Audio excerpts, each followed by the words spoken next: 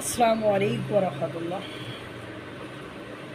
টাঙ্গাইলের আউলিয়াবাদে তাণ্ডব সিনেমার প্রদর্শনী বন্ধ করে দিল মাওলানা মুফতিরা।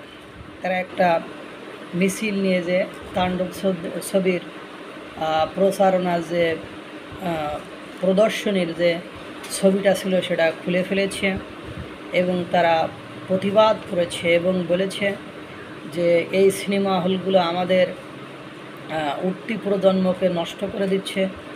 এই সিনেমা হলগুলো যদি বন্ধ করা না হয় তাহলে আমরা আন্দোলন করব, এই পরবর্তীতে এখানে আসব, এসে এই হল ভাঙচুর করব, আমাদেরকে কেউ আটকাতে পারবে না।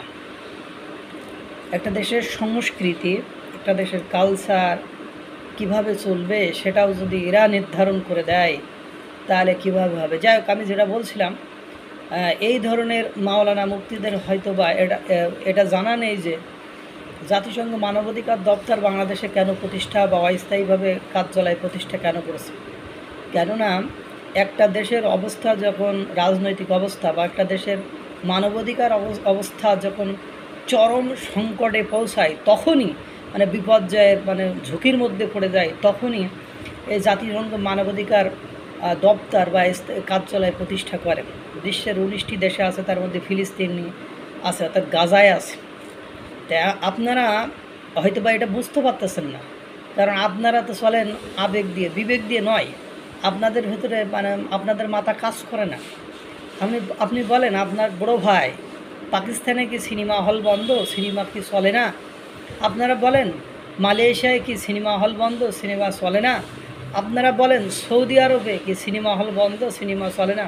এবং আপনারা জেনে অবাক হবেন, ভারতের সিনেমায় অশ্লীলতা অর্থাৎ ছোট কাপড় চোপড়ের পরিমাণ বেশি থাকে।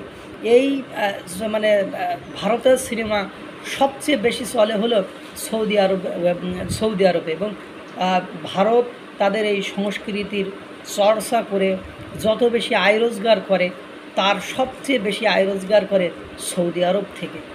এখন কথা হলো যে আমরা ইসলাম ধর্মের আইডিওলজির আদর্শের জায়গা যেটাকে মনে করি, সেইটার যেখান থেকে আমাদের ইসলামের উৎপত্তি প্রসার, এখনও পর্যন্ত আমরা মুসলমানদের তীর্থস্থান হজের জায়গা, পবিত্র ভূমি যে মক্কা মদিনা সৌদি আরব অবস্থিত, সেই সৌদি আরবের লোকজন সবচেয়ে বেশি সিনেমা দেখে, সবচেয়ে বেশি সিনেমার পেছনে খরচ করে এবং তাদের সিনেমা হলগুলো দেখলে আপনারা অবাক হয়ে যাবেন।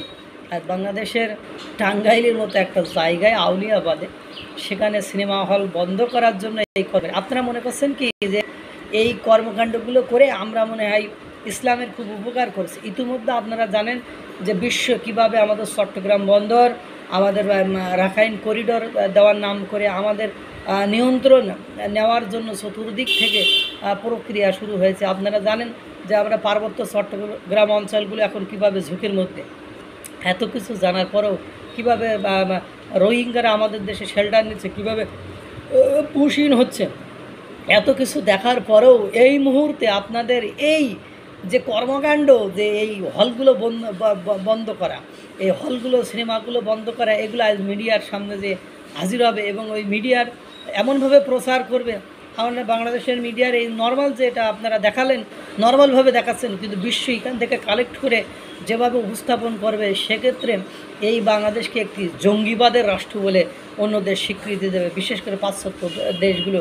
তখন কি হবে জানেন? এটা আপনারা এই ডিপনেস, এই থিঙ্কিংটা যদি আপনাদের থাকতো, এই চিন্তাভাবনাটা যদি আপনারা থাকতো, তাহলে আপনারা এই ধরনের কাজ করতে পারতেন না।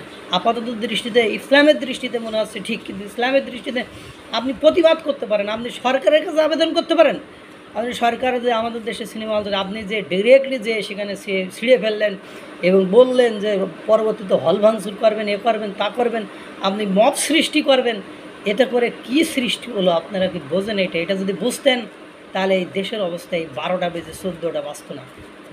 আপনারা যা শুরু করেছেন, এই যে জাতিসংঘ মানবাধিকার দপ্তর অস্থায়ী মানে কার্যালয় কেন প্রতিষ্ঠা করছেন, এই সেন্স অফ হিউম্যানিটি, এই অনুভূতি আপনাদের যদি থাকতো তাহলে আপনারা এটা বুঝতেন না। কারণ একটা দেশের চরম সংকট সৃষ্টি হলে মানবাধিকারভাবে, সেই দেশে মানবাধিকার চরমভাবে লঙ্ঘিত হলে আপনি আজকে এটা করলেন। যারা নায়ক নায়িকা বা যা সিনেমাগুলো নির্মাতা অভিনেতা, তাদের মানবাধিকার আপনারা লঙ্ঘন করলেন।